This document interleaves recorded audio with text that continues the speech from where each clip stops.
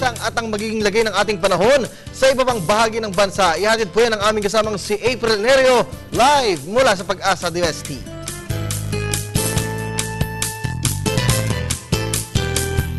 Salamat, Kirby. Sa ating balita, naging ganap na bagyo na ang low pressure area na binantayan natin kahapon. Ito na nga ang ika-9 na bagyo ngayong taon at ang ikalawang bagyo ngayong July na pinangalanan si Bagyong Isang. Para sa detalye, kasama natin si Pag-asa weather forecaster Alvin Pura. Magandang hapon, Alvin. Ano nang update natin kay Bagyong Isang at saan nakataas ang public storm warning signal number 1? Magandang hapon sa iyo, April. Sa ngayon nga, yung ating bagyong si Isang ay tinatayang nasa layong 280 kilometers east ng Baler, Aurora. Ito po ay may lakas na hangin na umaabot sa 45 kilometers per hour at inaasahan natin kumilos pa west, northwest sa bilis na 13 kilometers per hour. Sa ngayon, nakataas ang ating public storm warning signal sa rehiyon ng Ilocos Norte, Ilocos Sur, Abra, Ifugao, Cagayan, kasama na ang Calayan at Babuyan Group of Islands, Isabela, Quirino, Aurora, Mountain Province, Kalinga at Apayao. Okay, Alvin, no, mula sa bilis na 19 km kanina umaga, bakit bumagal ang pagkilos nitong si Bagyong Isang?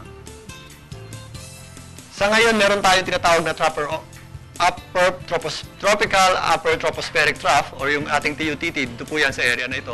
Ito po yung sirkulasyon natin sa itaas. Ito po ay maaaring mag-feed or mag-enhance dito sa ating bagyong si Isang na maaari ding nagpabagal sa kanya. At itong ating habagat nga rin po, inihila rin po ni Isang.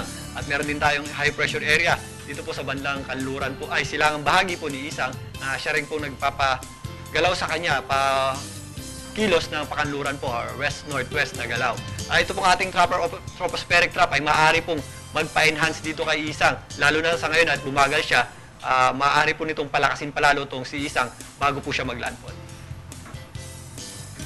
Okay, Alvin, no, nabanggit kanina ng ating kasamahan na si Waywaya Macalman sa NDRRMC na magla-landfall itong si Bagyong Isang. Saan ba tatama itong si Bagyong Isang at ilang beses ito magla-landfall sa ating bansa? Sa ngayon, sa kasalukuyang bilis at tinatahak ni Isang ay inaasahan natin na ito ay mag-landfall or sumadsad dito po sa kalupaan. Diyan po yan sa area or sa Isabela, Cagayan area. Sa ngayon, kung mapapansin nyo, wala pa po tayong mga pagulan or mahihina pa lang ating pagpaulan dyan. Nakataas po ang public storm warning signal number 1 sa kanila dahil nga po yung ating bagyong si Isang ay papalapit na po dun sa area po ng Northern Luzon.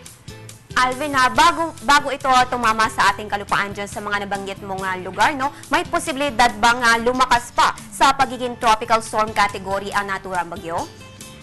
Sa ngayon, ma'am, meron po tayong possibility or posibilidad na maging isang ganap na tropical storm nga po itong si Isang. Dahil nga po bumagal pa siya at meron nga tayong tropospheric trough or yung TUTT natin ay nandyan pa po. Subalit, once na ito po ay tumama sa kalupaan, ay ito po ay ihina lalo at mababasag po ng kanyang sirkulasyon ng ating mga kalupaan at ating mga bundok. Siyempre, Alvin, kapag may usaping bagyo, no, gustong malaman ng ating mga kababayan, kailan nga ba lalabas ng Philippine Area of Responsibility itong si Bagyong Isang? Sa ngayon, inaasahan natin ito mag-landfall bukas po ng umaga at sa Friday naman ng umaga, inaasahan natin na nandito na po yan sa boundary ng ating Philippine Area of Responsibility at palabas na po ng ating Philippine Area of Responsibility. Okay, Alvin, siyempre ngayong Martes, gusto natin malaman kung ano nga ba ang aasahan natin lagay ng panahon ngayong Martes.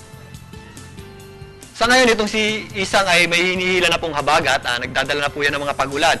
Dito po sa Mimaropa Region, Western Visayas, kasama na ang Calabarzon, at dito nga po sa Bicol Region, nakakaranas na po sila ng mga mahina hanggang katamtaman, hanggang sa kung minsan ay malalakas ng mga pagulan, lalong-lalo na pag may mga thunderstorms, doon po sa mga nabanggit pong lugar. At meron din tayong mga inaasahang mga pagulan dito sa Metro Manila, bagamat sumikat ang ating araw. Inaasahan natin ngayong hapon ay magiging maulap tayo at mamayang gabi may mga inaasahan tayo mga mahina hanggang katamtamang mga pagulan at pagkidlat pagkulog. Dito naman po sa area ng Northern Luzon, sa ngayon ay wala pa po silang nararanasan mga pagulan or mahina pa lang ang kanilang mga pagulan. Inaasahan natin habang papalapit po dyan sa si Isang ay makakaranas po sila ng mga pagulan at mga pagbugso ng hangin dulot po ng ating bagyong si Isang. At magandang balita po, dito po sa area ng Mindanao, kung mapapansin nyo, clear po tayo dyan. Maliwalas pong ating panahon, manipis pong ating kaulapan, subalit may inaasahan din tayong mga pagulan dulot po ng mga isolated or localized mga rain showers at thunderstorms na lamang. Okay, maraming salamat, Alvin. Paalala na lang sa ating mga kababayan. para po sa ating mga kababayan, lalong-lalo na doon sa mga apektuhan ng ating bagyong si Isang, mag-ingat po tayo at maging alerto sa mga posibleng pagbaha at pagguho ng lupa. Kita po tayo dito po sa Panahon TV. Okay, maraming salamat, Alvin. Ayan po mga kababayan, si Pag-asa weather forecaster Alvin Pura na nagbigay sa atin ng update kaugnay ni Bagyong Isang.